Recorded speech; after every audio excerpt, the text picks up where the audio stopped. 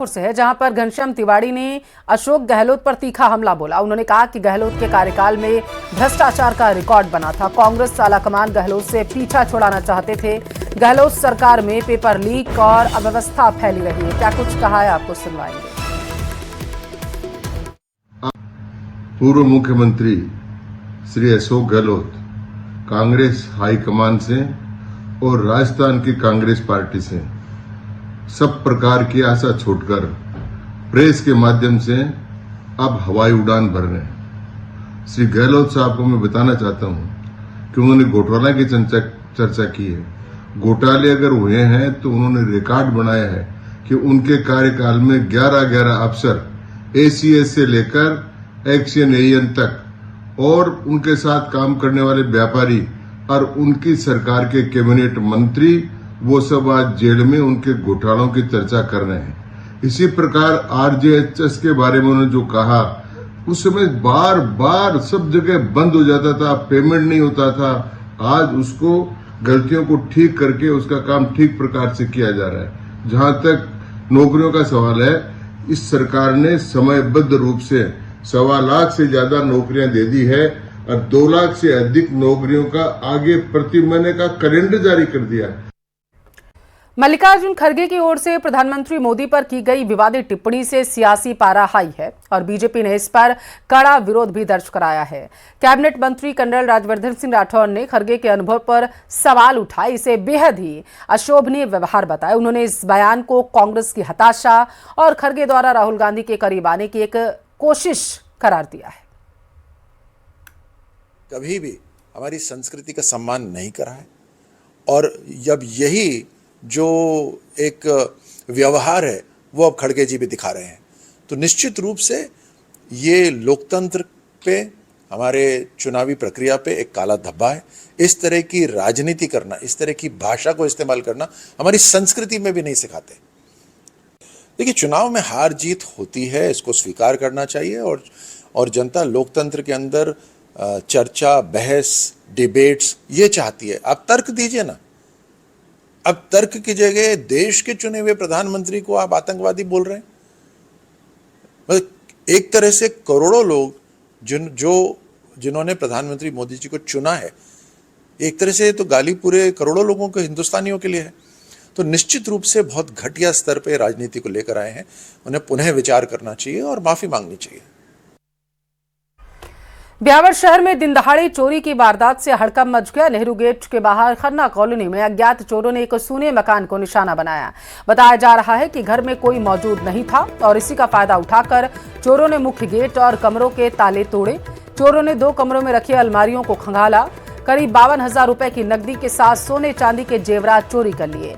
जानकारी के मुताबिक किराएदार तनु मावर काम पर गई हुई थी और जबकि पिंकी साहू अपने मायके गई हुई थी। चोरी का खुलासा उस वक्त हुआ जब तनु दोपहर में घर आई।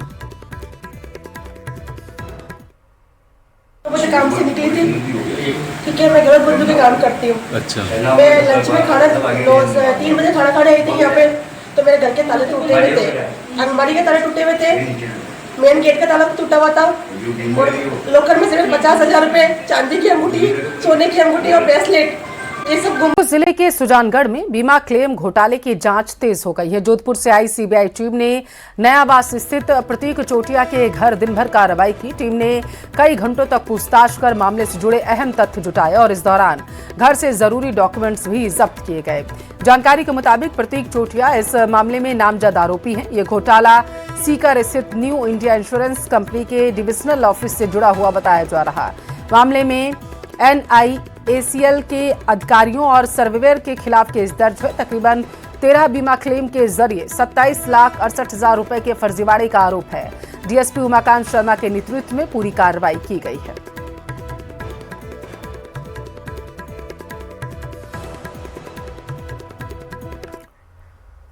दौसा जिले के बांदीकुई एसडीएम कार्यालय से जुड़े रिश्वतखोरी मामले में बड़ी कार्रवाई सामने आई। एसीबी की कार्रवाई के बाद आरोपी लैब टेक्नीशियन आदित्य शर्मा को न्यायालय में पेश किया गया, जहां से उसे 4 मई तक न्यायिक हिरासत में जेल भेजा गया।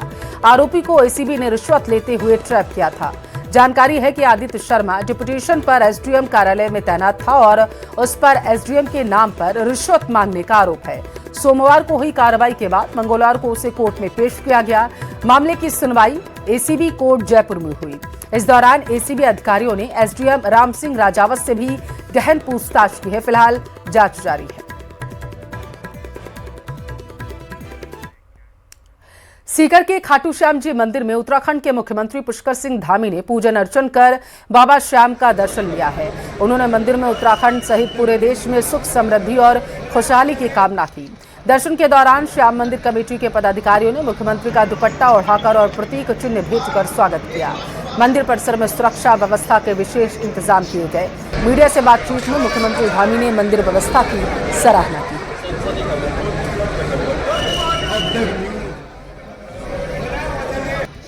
बहुत अच्छा है।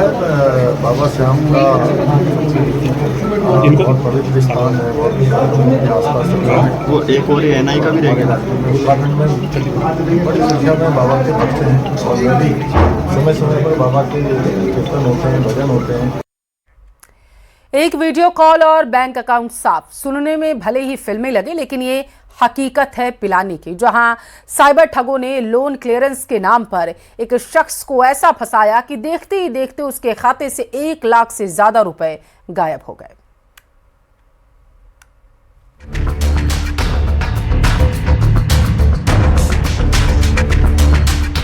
एक वीडियो कॉल कर देगा कंगाल। व्हाट्सएप कॉल बना ठगी का जाल। स्क्रीन शेयर और पैसा गायब।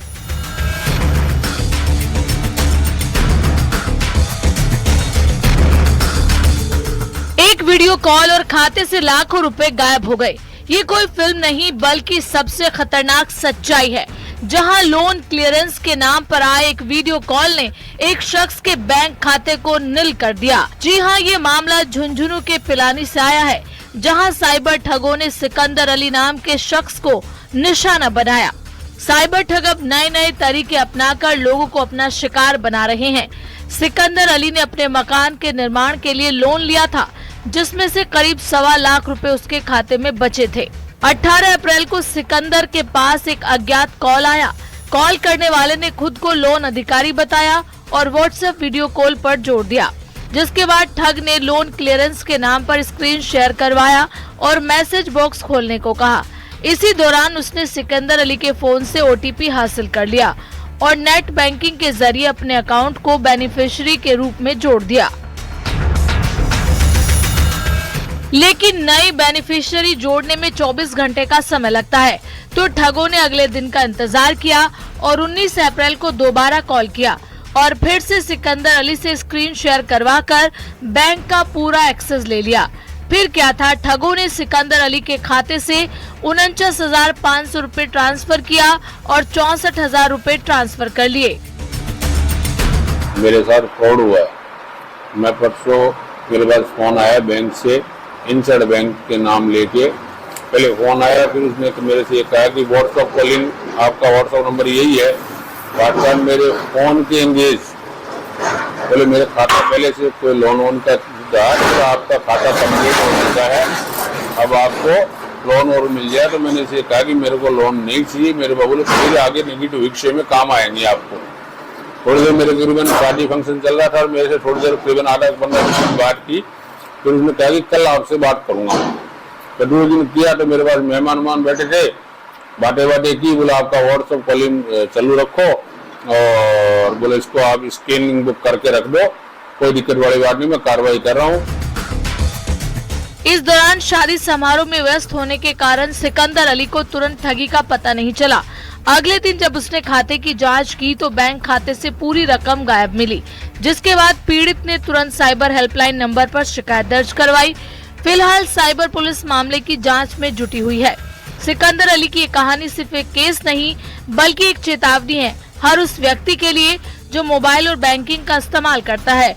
इसलिए सतर्क रहें, सुरक्षित रहें। न्यूज़ 18 राजस्थान के लिए झुंझुनू से कृष्ण सिंह शेखावत की रिपोर्ट।